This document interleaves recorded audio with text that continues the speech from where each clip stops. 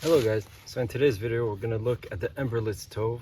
So I've been using this stove for the last 5 years. It's well used, so I think I can give a pretty good review on it. So let's take a look at it. So as you can see, the stove comes with this very robust pocket here. As I say, I've been using it a lot. It's still holding up. So one piece is a transparent vinyl, I think, and the rest is some kind of fabric here. So you got the instructions up front, so that's pretty nice. So it tells you exactly how to do it, how to install the stove. So anyways, it's pretty easy and straightforward. So let's take a look at that.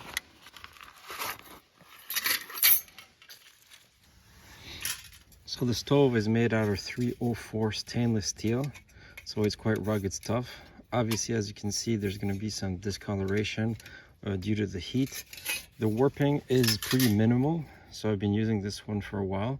You can see there is some warping, but it doesn't really affect the function of the stove. And probably because there's been some embossing here that helps with the rigidity of these plates. So overall, this system is still pretty lightweight. It weighs around 11.3 ounces. If we look at the dimensions of this plate here, it's 5.5 by 5.5 inches. And the height of the stove is around 6 inches. So I think this is the right size to have a trekking stove. There's some smaller ones, but the problem with the smaller ones is that you really can only fit some small pieces of wood. You gotta feed it constantly. Whereas this, you can let it go for a while and it's not gonna go out on you. So I'm really liking this size of stove, or maybe even slightly larger than that. All right, so here are the different pieces of the stove. As you can see, it's well used. So here you got the front plate with the feed port where you can insert your twigs. You got some side plates and the back plate. Here you got a bottom burn plate, so that's a nice. And you got 2 crossbars on top to hold your pot. So let's assemble it. All right, so it's pretty straightforward. Basically, you insert these hooks in the tabs there. So that's very easy. You put the 3 pieces together, then you insert the bottom plate here in these slots. Whoops, sorry. In these slots like this. And then you put the front plate. So it's not that difficult. You just slide these hooks in these slots. Then you need to twist it slightly so you can insert these other tabs, and here you go. That's it installed. So we'll put these cross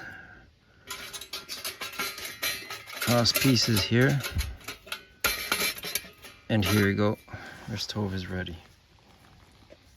So one way that I like to load up these stoves is to use some very short pieces for the bottom. So as they burn, these hardwood pieces are going to help to create a bed of coals. So I think that's a nice thing to have. And then I like to load up some birch bark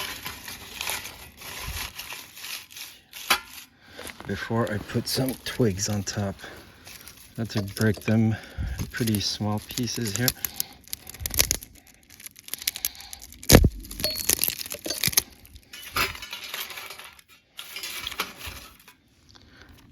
Alright, so I'm going to use this piece of birch bark here to light it up using my ferro rod.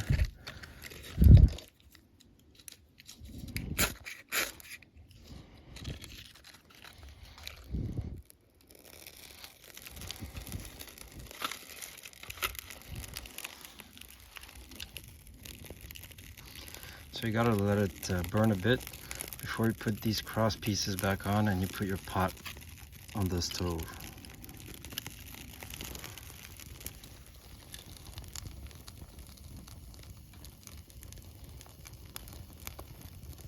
So the stove gets some pretty good airflow from these holes here at the bottom, and so it helps to draft up.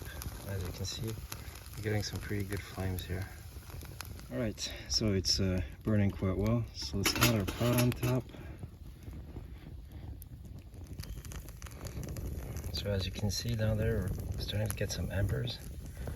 So that's going to help to keep the fire going for a while. So as the fuel progressively burns down, you can start adding some pieces of wood here through the feed port to help keep the fire going.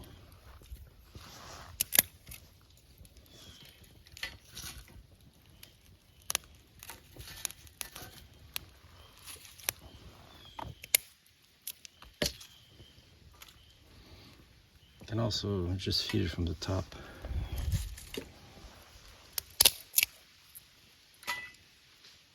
The beauty of these types of stoves that you don't need to bring some fuel canisters. Just pick up some twigs, some dried twigs, and you can boil water, cook your food. Very enjoyable type of system.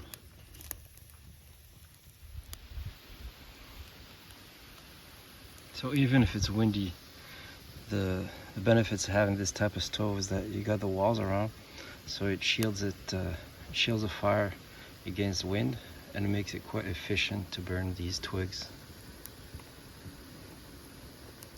So let's check up on that water.